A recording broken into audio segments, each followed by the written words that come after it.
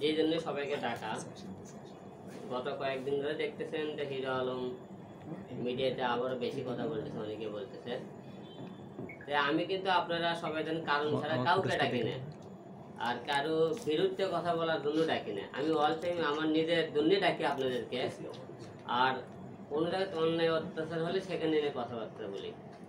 এখন আর মানুষের জন্য কথাবার্তা বলি না, এখন আমি নিজের জীবন নিয়ে কথাবার্তা বলি।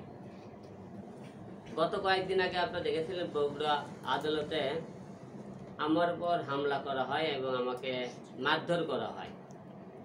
সেই মারধরের ঘটনায় আমরা বগুড়ায় মানে সদর থানায় একটা মামলা করি। ওখানে করার পরে মামলা মনে করেন এখন পর্যন্ত আসামি ধরল না, তদন্তই করলো না। আমাদের আদালতে আসামি যারা আমাকে মারধর করলো তাদেরকে আদালত জামিন দিয়েছে।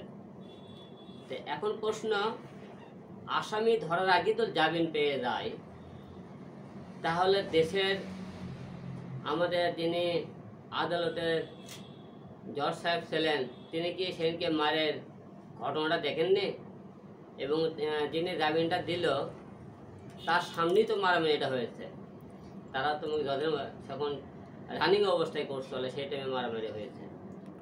এখন সেই টাইমে জজ জামিন দিয়ে দেয়, যে আসামিগুলো জামিন পেল তাদের তো আর সাহস দিলেন আপনারা। তো মানুষের যে আইনের ব্যাপারটা একটা শ্রদ্ধা, সে শ্রদ্ধা তো থাকলো না, কারণ আসামি ধরার আগে জামিন। তার মানে কি বোঝা যায়, দেশ আর দেশ নাই, এখন দেশের আইন বলে কোনো কথা নেই। আরেকটা বিষয়, থানাতে আমি ফোন দিলাম, তারপরে মনে করেন ওখানে এসপি স্যার ফোন দিলাম, তারপরে ওসি ফোন দিলাম, এবং আমার যাই এই মামলা তদন্ত ওসি ছিল তাকে ফোন দিলাম। তো বললাম ভাই আসামি ধরার আগেই আসামি জামিন হয়ে গেল। বললো আলম ভাই আপনি সবই জানেন, পুলিশ এখন আসামি ধরতে যেতে চায় না, বলছে আমরা এখন আপনি আসামি ধরতে গেলে 10 বার ভাবি ওই আসামি ধরবে, যাবো কি যাবো না। আমি কোনো তার মানে আপনি বোঝেন না, আপনি রাজনীতি সবই তো বোঝেন, আপনি তো বোঝান লাগবে না।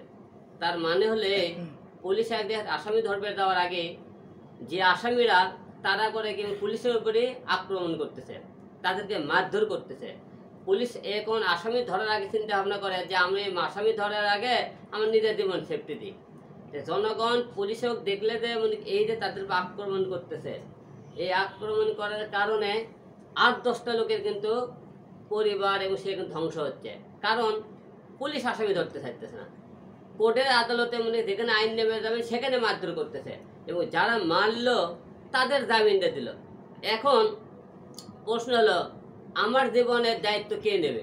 এটা আমি সবার কাছে জানতে চাই। প্রিয় দেশবাসী এবং যারা আইনের মনে করেন লোকজন আছেন, তারা সবাইকে আমার জীবনের দায়িত্ব কে নেবে? যে আসামিদেরকে আপনারা ধরার আগে জামিন দিয়ে দিলেন, এই আসামিগুলো তো জামিন পেয়ে গেল, এখন তাদেরকে আপনি সাহস দিলেন, তারা সেদিনকে মনে করেন হাতে মার দিয়েছিল। এখন তো তাদের ভিতরে আক্রোশ হয়ে গেল যে হিরো আলম আমাদের মামলা করলো, কিছুই করতে পারেনি। তারা তো এখন আমাকে এখন যে কোটা মেরে ফেলে দিতে পারে, কারণ আদালত তাদেরকে মনে করেন কি করলো, জামিন দিয়ে তাদের সাহস বেড়ে দিল।